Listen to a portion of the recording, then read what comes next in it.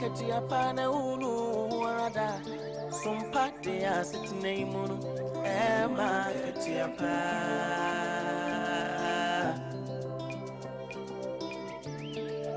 ye no man some akudia mun semina ne kasebo iti semni jasu semina SOMPA de abama SOMPA FM ema katia pa SOMPA TV MNGA SOMPA TV MNGA oh wisdom ni metie SOMPA FM he SOMPA TV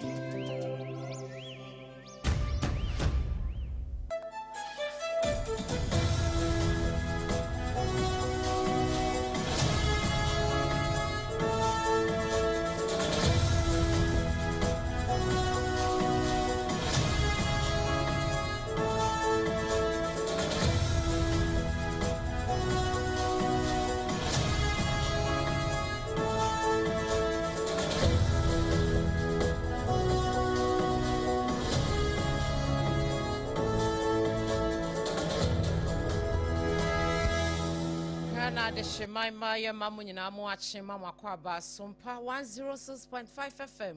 Kasa fidie so na woti enkan no sia abo ensem wa yensem kyerɛ fo bra hesu a wonom anka wani angusu de suom ya wokutire ni nyina gu fidie so wo pesem fo pani ato ne bo asɛm ayi de editie de asi adwa ya yɛde ɛbaba bɛsom ene kwasie anɔpai ɛsɛ nana kejese no sia bremu kase ɛhya ne nso sensem no efri SOMPA tena yɛkase mu wankran Watermelon Street no ɛso ɛwɔ dɔme no ɛgye ne ho sɛkyerɛ me na brekro ya ɛwɔ asante ɛmantamu SOMPA TV no so wo hwɛ yɛn afa SOMPA wonom so ɛfa bi ɛwɔ radio ne so 93.1 Kumasi afa Ayiko FM 100.9 so butu Kumasi Adamfopa radio ebutu Paris France abrochimemu a wo mo fa nsɛm yi ebi takwa yɛ SOMPA 101.1 takwa de SOMPA 103.3 techimania SOMPA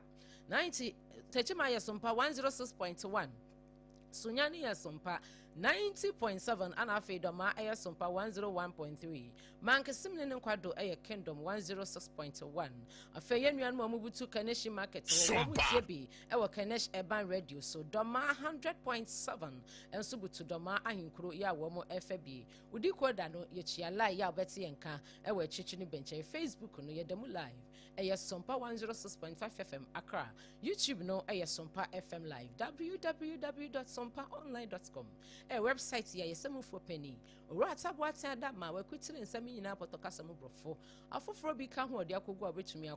akwa kinkan bi nana kejese company limited ode adansie niema no eso yasene ena no paint wasafe na besi dan anase wasi adru baby upesa woto aso emoso ni nyina no free consultation wode be ma ya na wate wonam ahomem just what kenke 3 Ghana cedis pe mo amoto kradokono no na makotu bi akwa koton 3 cedis se ubetimi di age ebuo bi a wo pe Leicester Company Limited ya de yes toothpaste and a brush e de abedwa so ya na de atwi usen na amawanu mu so abenyam 20 na 74 eye nana no bidudo ebusi immune system no e ma ya de adwane namro mumrika ya de DS ya shom abefo kwantempon so e na de abedwa so ya no pa bi abobo anopa wi anumre midimafo Herbal Center Dr. Time da so se brai no fa time ento ya de no so e ma wo anopa nsem a ubeti bi de edimu akotene ene sei Omai posi ejumeko ni fe no Western Central Region wana mo dia tu jachire mu se wo makwache akrofo tachi amwa nipa makomaku num Chinese company bi a wasankrigwa wo mako wie sike sombo pa ye na no pay wo mo bomu nchire mu ebeda ne atwi ede asom wo pani a wo kasa yi eye titirani ede ma NDC amanyoko onunyafo Johnson ase edun ketia wadi atodwo akire mu sese de NDC amanyoko no wo ma me ne bo anomunsu aguso no owogidie ese bibia beye yenti Ghana de hyenso enya wo mu egidie krata efri asoye ya wonom no mo shapo mu den ho ensam so aba wo mu kire mu se anesefo bi afi midwife fo bi a wo mu suo se aban ne de wo mo ka no Ministry of Finance wo mo release sika bom frete e de aba ye de baba betua wo mo ka na kyese wo mate asempa opani akane no na wo no oyeswani a wɔhwɛ nsase ɛna ɔbɔ adeɛ bɔbra ho nsɛm so kane no koro no a no asan so ɛyɛ mmarahyɛ badwane de mata mari central abato mpɛsua so ononyafo yi no safo sɛni na asɛm na mekan wɔde ato dwa kyerɛ mu sɛ nkrata ɛbaayɛ na kyerɛ mu sɛ aban no ɔde service no ɛde ka bi no wɔse wei deɛ ɛyɛ boapayɔka ensam no ebika we ho ye betwa po akwakopie mu ewo US na afa Iran memo edie na esie na Iran nso wanum supreme leader yabo ni din foforo wono so ka de yi ensam no emu ede na no pe kwanten koro mesi adwa ya mede ebaba besom se na na ka ejesi no nsia brem ekasie empani sei akokɔ bi de wo hoi ya no animade kyenye na so bra ne bra no otie free onini ano midin ABENA BADU ADEPA Kofi kame ho ne afa nsɛm mu nkyeremu enso mo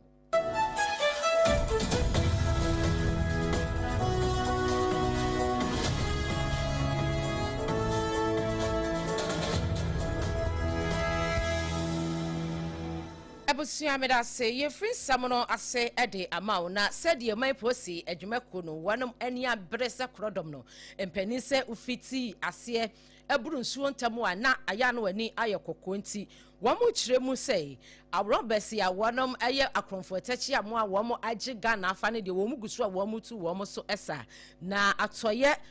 mfimfini emantamu we ye Western Central Region Police Command no eno omobo amane se upie mu wasankregwa biaye bi ede mortar na sa mortar ho no Chinese company bi ewo ho no mu a ye frɛ wono Veritop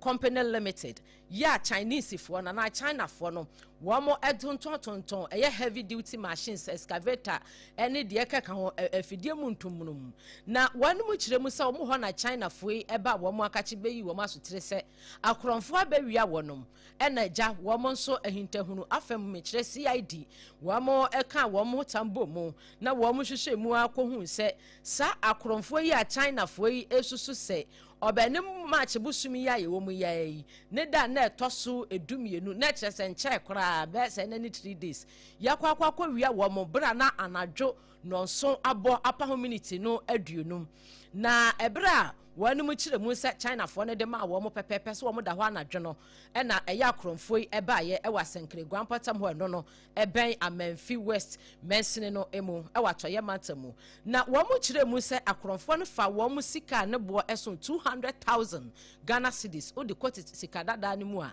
2 billion na ɛnua no nko a afei wanam efa womo ekasi ebi afei emfidi a ne bo esom eye opepepepe ni nyina womo kyerem sa akromfo yi esese bi na my post adwumako no esebra wonom hwehwe mu akohu se enipa be se enan ena wonom di kan eso wo mu no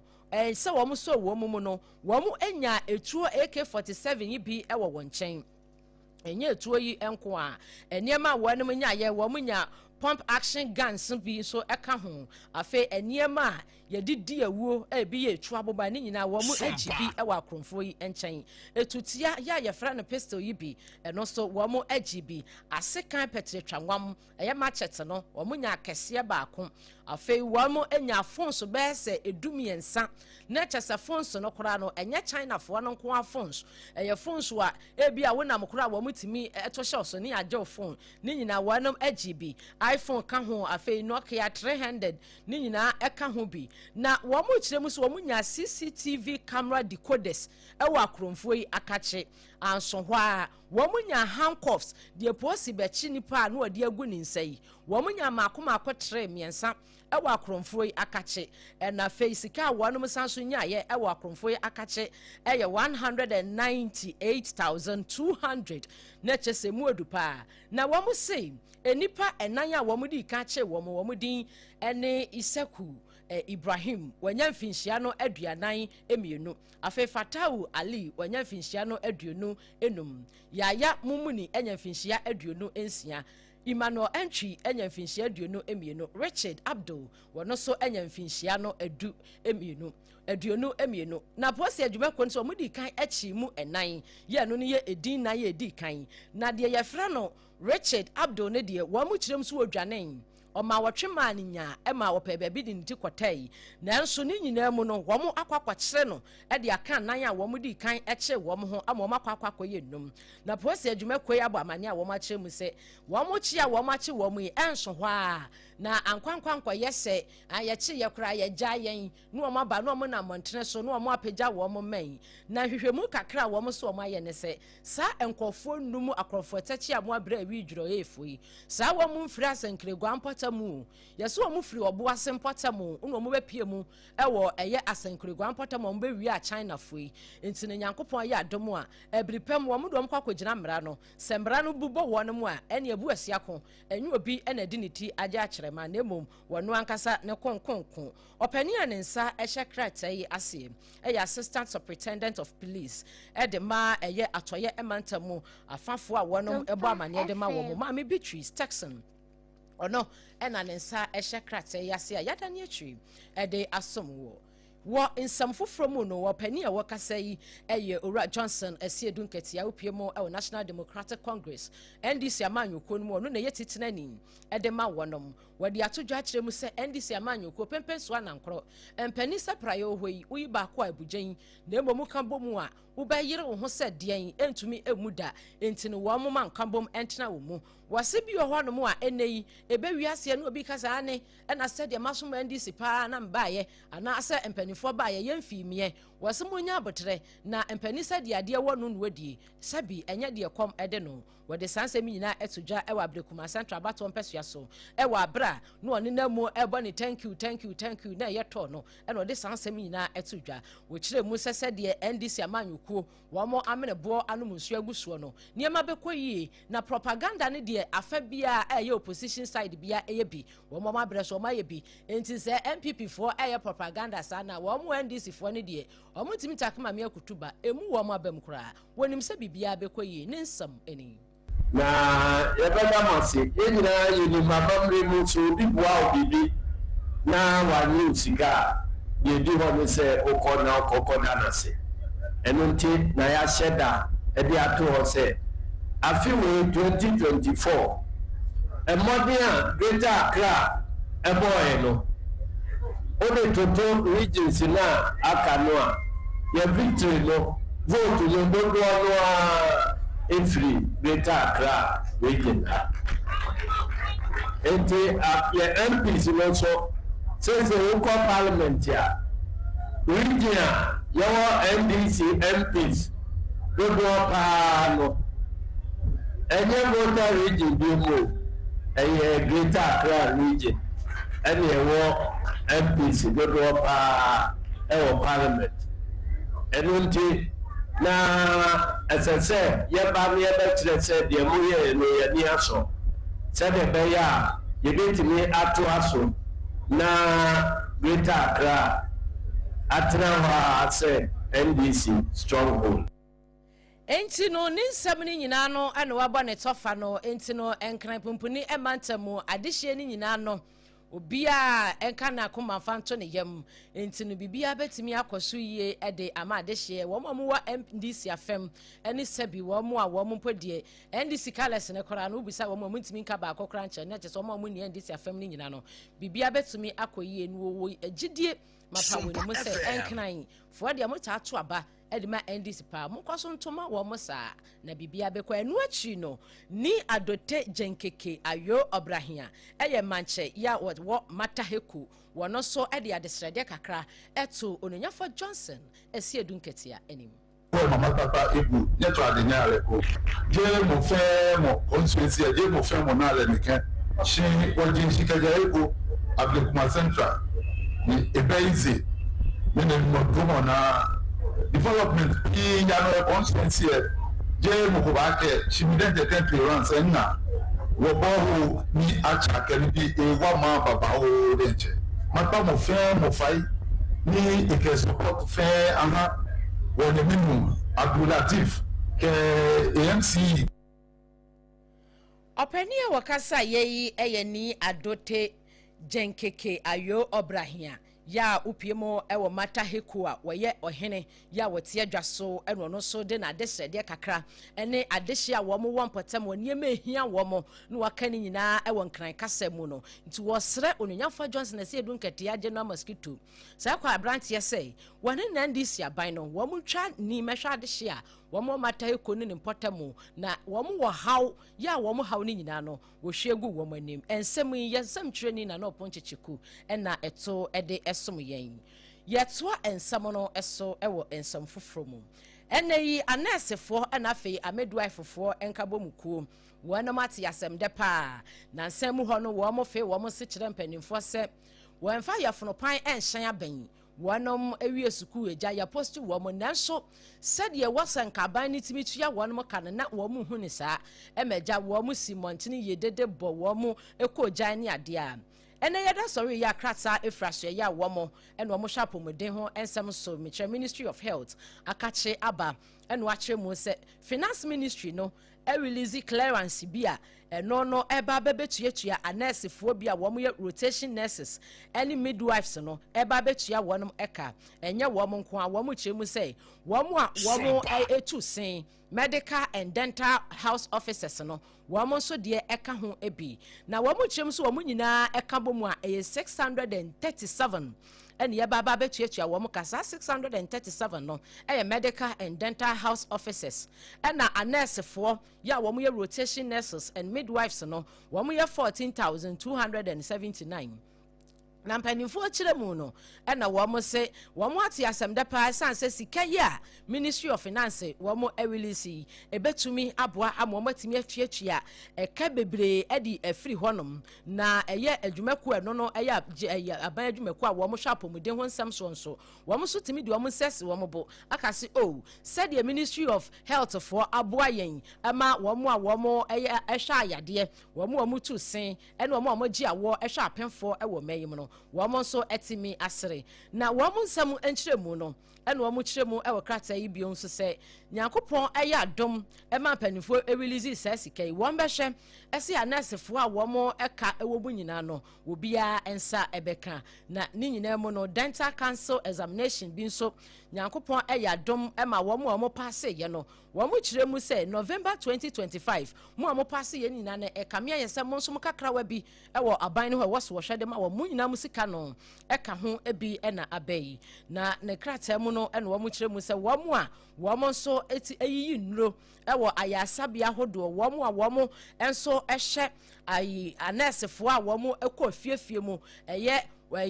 womo ye weyin fo no womo nyina de bi eka ho afei allied health professionals womo so de eka ho bi na chese apomuden adwumakuo ne de adehye pia womo sika koka mu ene womo release na mom sika womo chiremu se Ministry of Finance release no eno na ye 14,279 no ya womo ede ebaba betuatua ka ne krakra mu no Ministry of Health say womo ka kire adehye a womo no womo ye adwuma nyina ese stakeholders no womo bekoso engage mu mo na de ekwa enkoyie no matimi atu womo fo de ekoyie nso yetumi abo womo abaso na empani se de ade da no wanfa nto a ya na efrito enti ni panifo womo ni mudi kasobom no womo bekoso ni mudi kasobom na dwumadi a womo di no afa ho no so bibia tumi akoso kratai opani anensa ehase Thorny Goodman wono ne kasa edema Ministry of Health eno adaya na kratai we release ya SOMPA na no pay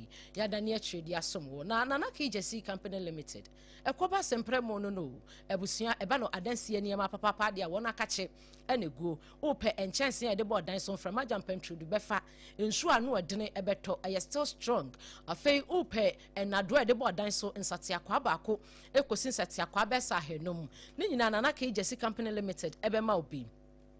ayon ross no na wo pe blance ne sizes ni nyina no wo so de bi aba na kache afei wo pe plywood sahodo ebi ewo na kache cement no na KJC Company Limited senya cement bia na edisi abansoro de bia meka kire nya cement bia nso ena edi lay foundation cement bi wo ho no mu a wo di lay foundation no na sebi asase no enchini wo mu a ana ensuo wo mu a wo di edi afia ya hwedan na se ase etimi yi canal te said ye uba kwakwa ye fashion ya wa yi kana ade ato baabi ne nas afi edan na ekonkon ho wokoto adansie ne ma na ka ejesi a ubehu se wanya adansie ne ma papa enkrobata ne doso mantam do nsie ne nyina no ye wo baabi a bia ya wo baabi a no woto a ye de guka mu ekoja free consultations no so eguso a ekoso aba ya kache a ye de ebema wo enkran ne kumase mo betumi afre e wo 0204 355 040 0204 355 040 na KJC Company Limited and your so ubechu sen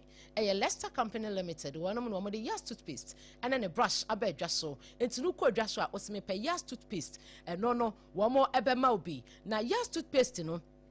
yawo total care ho your whitening one ho your herbal one ho and your Yas and ankasa toothpaste kokono and on kwala no pepper ntime mane sei e yade se wo mo pepper what did you see e wa de ni nyina ne de ye herbal one say e bia wanu mu ayekuro what had you see e babo apa yi nkawa no whitening no so e ma asia pie fita total care no so de wo mo se ade na dada wo sia se green wo fe wo sia na amanfo ahyase adwane pacha no apebi na de atwusin e ye yazefo e na de aba wo mo brush wo ho no mo no so ewura corners yi cavity ni nyina no ebe yi ho e ye yaz ukodwa so anu apebi na aboa wo me pacha nkran ni kumase mo betumi afre yen akrafo no e ma ne 0501 619 588 kumase so e 0501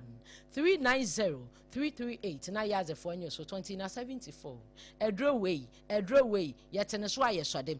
ya nananum dido akane no mo ye emebusi mo system ne nyini chene enadaje ni ho entimpanifo akeka no hini no ta na afenua nkomu de ekeka ho nyina ne de abom ne de DS asom ewodwa so ko over the counter na pharmaceutical shop wa wo se ope 2074 edini wadodo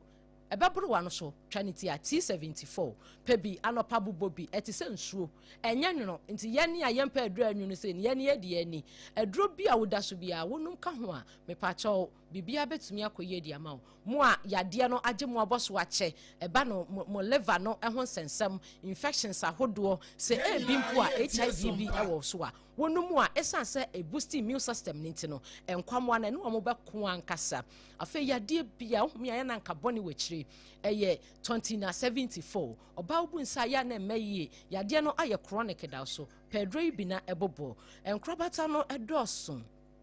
Dry Food and Drugs Authority, Wamaja tum say ye, Aquada when you finish mienu enombi, or bapping for about Marquadano 4. Yes, I won't come home. Jimaine a phrase 0246 073 498 and 0501 268 931. Okeshi Draglin, ye diakogo, Kumasen so, Ashtown, Colena Kebaho, ye diakwa kugu and Mobenya B at all. Yet one someone eso Shanoson, set Utie no Sia Bremocase, I was SOMPA 106.5 FM. Ebreko ya SOMPA TV no so what yen kana wo hyen ewo eso ye mamunyi na mo ene adwuma wansam foforo mu no ononyafo inu safoseni kane no no yeswani ya wo hwensase ene obo ade bobra honsam so adehye a wonom ewo Tamale Central so waso wo mo ewo mrahye bedwamu epen no ade atodwa akire mu se audit service no ya ban audit service no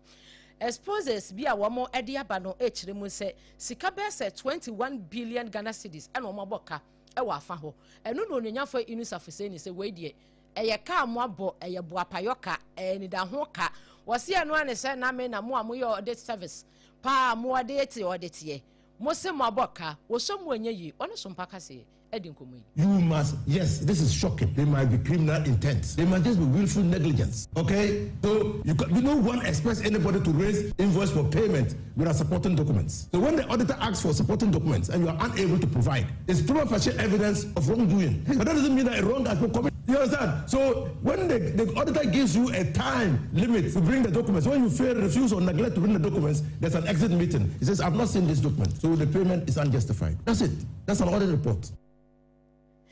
Entino se yaka kira opa ni ama bre esefa document bra na ebe wiase wan fa ma wiase ambekase yaboka ni ade wo kirem se we yate abre yate bre entino panifon san pri wo nachi emre biom san sai aboa no obepem odi kan pri nachi oba no opem na anye yi a wokọ a oba full speed pa e no de bepem na eno so monhyase eni nkomo efri ho a wo pani okasa yi e onyanyafo inisafuseni enkane Tamale Central ma hye bedwani eno no eno de sansemi epie monten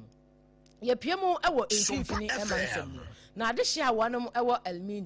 elmina no wanom kyeremu se school bi eno no ede pahye gira achinim basic school MA basic school eno no ewo elmina commander edina egwafo ebrim mensini no emo na tibre kese ya wono obutu school yi ano eye Mrs Pamford ama Jemfua wone yensem training ewekanan edi nkomo ni nsemu no no wo kire mu se school ni hia mo apa esanse ene bibia kwa abefo ene akwada wani mouse kora no kanene na abekasa akwada mouse ye de yin wase mouse bi gume ma mempa nase ene idie enkakra ene penifo adamenti enkwada ehu computer mu ehu mouse ehu keyboard ehu system unit ndi keka ho enti no pie mu wo no ni school ni dia wo mu ni bi afa die friend science laboratory ebi eni ho afa adesuafo a ya wonom ebe school no utimu se yehye wo mu se de enyo wo mu be school na wo mani nka esanse eniema bi ya kade a ebema school no aye akono ama mofra no ani age ho no ni nyina ebi ni ho wo kiremu se 2020 kura ebra coronavirus no eba yesei no na wonom etu school nim nanso no se wo mu tu mu se ebekọ hene se ebefa hene no na bibia ekọ awiye no anim se enki ya tutu school mu ayetimi tu wanu mu bi de na nka ya classify na aka school so wo manyi ho enso ye che bibia ye ma wonu mu ni nsam eni ene abia ye 65 ne na ye celebrate ye na se ye nya no be ya ne nya abo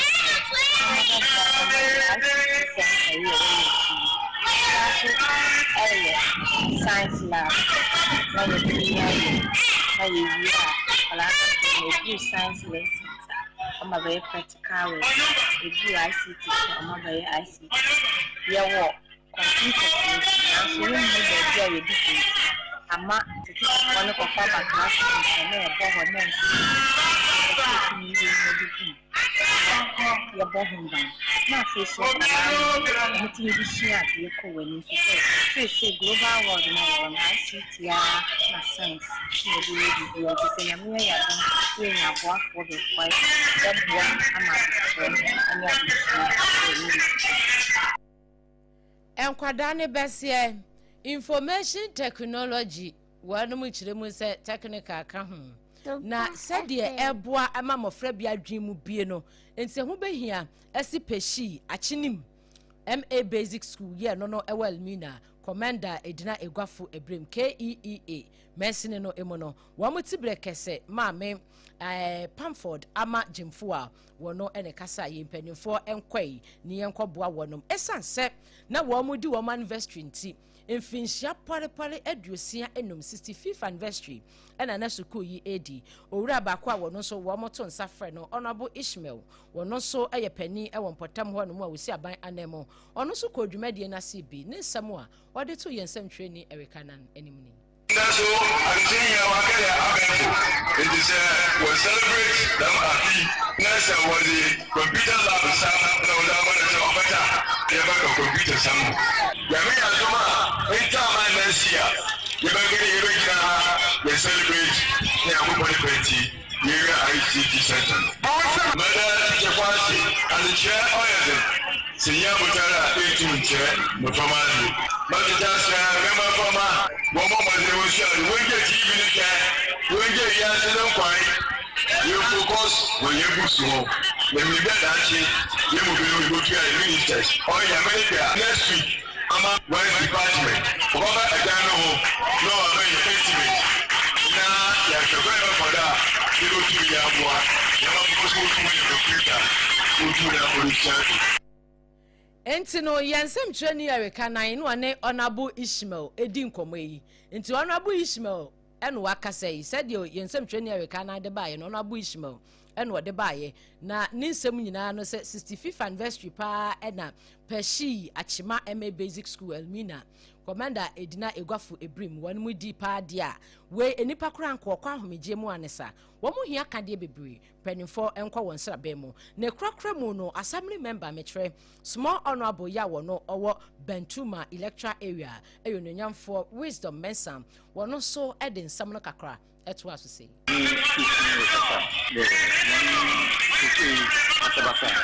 Nah, yang bata-bata. Yang itu pun mungkin kamu resume. who there in the Yata Yom, Comano, media, social media, Ama, for being at the day of a mountain. If you die and be in Bra, you didn't or speaking on our family, never yet. If you are looking at things now, I want you to walk for you do and one second. Don't get it not so much there, or I will put you in 1 second, but I will put you more. I am a common. A bunch of them are often here, wasn't there, from of school. Yeah, that you answer them. You didn't know over there. One year over for those who didn't work at a boom. Now, was a bomb from 9 years or so. But what you can money I can say na bibia to me akwaso sanse yen patene mapa e wo mofra ni mo enti no adesua eka ho ebi adesua so sese ni de oman ba bia wiase fa na nyina no eno na edi kan ama bibia to me akwaso ono abo wisdom mesa ya assembly member de ma adehia wono mo edina bantama abato empesua so no ena ne yensem twene ewekanan edi nkomoyi abusua ye gina yeso ne yatwa ye hutew aba nanso nsem a yedi kan de asomo no ebi enesei asɔye a wonom ena wo mo hwapo mude ho nsem so ede aba ese midwives a wo mo wo mayi mu aban ne de wo mo ka anesefo bi adokotafo bi ene wo mo mutu sen aban no e release sika free ministry of finance de aba yede eba ba betua mo ka ya yede mu nsem ede asom wi onanyafo Johnson na se edun katia ayetitinani ede man ndisi amanyoko wadi atodwa kire mu se de Ghana fo ewo ndisi mu arehyimu nkankan kran pomponi mantamufo no pempenso na nkoro monka mo mom na bibia ebetumi akoyi ede mu nsam de asom my posi adwumako ni fene no atoye mfimfini emantamu wo mabɔ amane so makɔkye akomfortachi amakoma kunnum ya wo mkɔ wi a China fo ewo eye asankregua empotamo yo mo hwehwe mu kura ni nipa enum a yache wo mo no wo mo nyina afiri oboase na bɛbɔ okoro no wo ho a ebre ɛso a yede wo mkɔ akɔgyina emranim se yeba yebɛkɔ US man ene Iran man dian na esi ho yeba sisia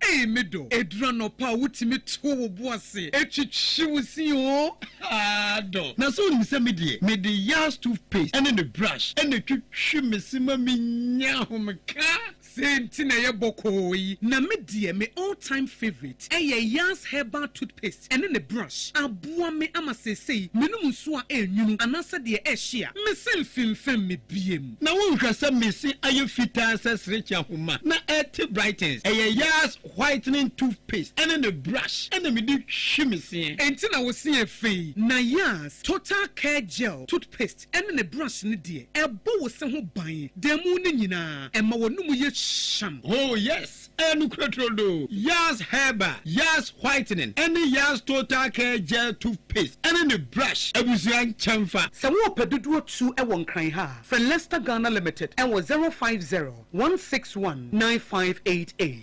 Leicester Ghana Limited and the yas toothpaste mo ahodo and the brush abadwa so ababu Endpoint Homeopathy Clinic Ghana had the obi enim sesa ye prostate na baby omutibi ye screening ema hu ni ye etu ase a na ye Endpoint Homeopathy Clinic anase ye kidney ye liver problem wo fa baby na adjujo na de fa ne premature ejaculation no a ba ma bi a wo ne wodofo akwakwahia asa wo di ne ho agro asa wo tonte ene ye bra Endpoint Homeopathy Clinic na ye moa wo ema ne mema mo pa wo ye Endpoint Homeopathy Clinic wo mo da mufua yare bia infections bi na wo ho anase bia wo hwa wo fa baby na adjujo kidney problem prostate de Endpoint Homeopathy Clinic kuma se ubehu Endpoint Homeopathy Clinic e wo kronoma boy hia e na Accra hanso so de wo mo gina mu ankasa e wo Spinters bebre friend share signboard no huduro na ubusasa wo pe Endpoint Homeopathy Clinic a obi a e be kire wo for Endpoint e wo 0244867068 and 0274234321 Endpoint Homeopathy Clinic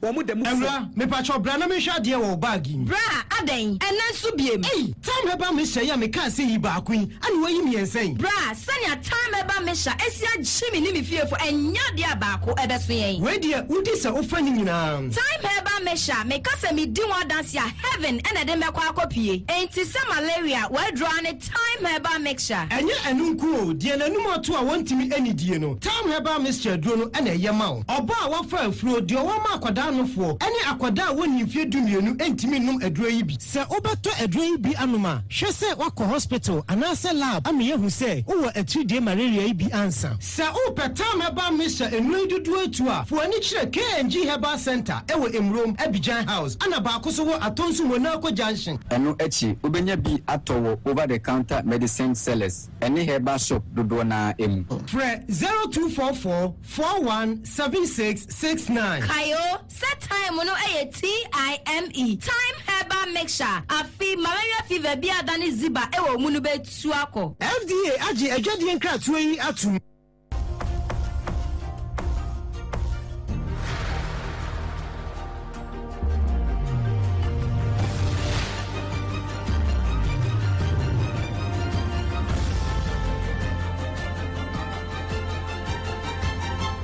SOMPA TV Emma Aketiapa. Ebusia da se Emma Aketiapa ye kwakọ wie kase no na eranfo na wanam adwan ni nyina eye bra Owura Donald Trump eye se wo mompo mo ho asem ko mo mra no wo ntena se de esi nyina eye nimsem na anumu na Owura Donald Trump ben na so se Iran man no wo mawu awie wo mawu kura nkeye de wodi be ye wo mo no ano adene na wo mo kire mu se we decide eye Owura Donald Trump we decide se biaye a Iran fo no wo mo hye wo mo crude oil no e wo nsuo mu hye ne ship bebre no biaye wo mo habo kese no wo no e ho wo pese wode na sojafo a watire ni wo mo wo nsuo so wo mo timi adwuma wa asase so no wode wo mo kogu no wo mo ko display ho na ho nso de yenim ses wo mo nya si hodo mo ani ewiase nyine sanse Iran ho no wo mo na stop price crude oil akese mo pa ma amama bebre enya si wo pe bibi ebetumi esi e wa amama mu no wo mo kire mu kura se kakra di kansi kura no said ye crude oil no ebo ni bia hyase ahurihuri fem ewo US ne UK mpatamo no eni ya yedin na anumu na Iran wo mo pani a wo ye supreme leader wo no yabo ni din foforo kora Mujtaba Hamini wano so abo amane a kire mu sei wano so awiata so se Owura Donald Trump so obewilizi adehia na se asojafo a watire ni wo mo awa ambabiaye a wo mo ensuo ne so ya wo mo store wo mo crude a wo mo ma shipo akese befa wo mo baba be display ho a wo mo so ye yiradi twɛn wonom na ne de ebesi akire no so mpakase ye de ebeto manim we so ene ye gina na no siambre mu kase ye de so mu ne de ne nyina asi nsem bia ye de so mu no na efa ahye ya wo mo ehwapom de ho nsem so Ministry of Health no wo mo kire mu se sika bete ena Ministry of Finance de ya ba ye de ba betuatua nurse fo midwife fo medical dentist no ene wo mo a wo mo yiyi no ne omo a omo ye adwuma wo apomuden bia ya aban ne de wo mo ka no ye de eba ba betuatua no nyafo Johnson ase edu nkatia eye titire ni di ma endi sabanyuko bo ma ne ache mu se enkramanta mu de moto de ma endi sabanyuko pa pempen so anankro na munye na bibia ebetumi akoye ebiew omo a ye aposi adwuma ko ne fe no no ewo atoye mfimfini manta mufo no wo makwachi akromfo tachi a mama akoma nnum asenkure gwa wo mo sei Chinese company bi ho ne ekwa a wonom ewi ase ho nsam ye so mo frobo ase na afi obi man so Owura Donald Trump nso said ye wa we ataso se Iran memo biaye a wo mo store wo mo crude no opesa sojafo ekoye ho ward no wo mo nso de krata bas wo mo eyiredi se wo mo yefo ka wo mo no wo mo si ho a ebe mu gamu ya ye de mu nsam esom na KJC Company Limited wo de adansie ne ma eso yasene afi midima for Herbal Center Dr. Time da so wo se fa yade ni nyina bra na kache pokwase mayra e wan kran na yawe na nyira ebo kwa gugu wo kuma se obema yawe no adwa ne na muru mumlika 0244774282 ana 0500727215 just what kenke three Ghana cedis pe domi heya Watermelon Street domi heya commercial bank nechi na ubenya dokuni bi 0256 068832 ni emre dokuno ne bi 2074 ya no akwa pe bi T74 ni trinity a ebe boost immune system no yes ya de ya toothpaste ene ne brush abe dwa so na wo so akwa pe bi enwuma kwe adama na ya de nsemi so mo free Sompa 106.5 FM Accra Jane ho sachrem na was Sompa TV no so afa Sompa 93.1 Kumasi Ayiko FM 100.9 Kumasi Ayiko FM 100.9 Kumasi Adamfopa Radio Butu Paris France Abuchime Mutakwa Sompa 101.1 Takwa de Sompa 103.3 Techimani Sompa 106.1 Sunyani Sompa 98.9 and Kranza Sompa 90.7 and afa do Maya Sompa 101.3 Mankasim ne kwade Kingdom 106.1 Kanesh Urban Radio 4 ATAB ewo Keneshi afa do ma 100.7 ebutu do ma hinkuru mo fa bi odi koda no te yenka wo so YouTube no so sada wo te yenka wo so Facebook no Sompa 106.5 FM Rich BITMISE nadama opeja yen frifie ha ebe sintintan fidie ne so Abena Badu Adepa Kofi Madase Accra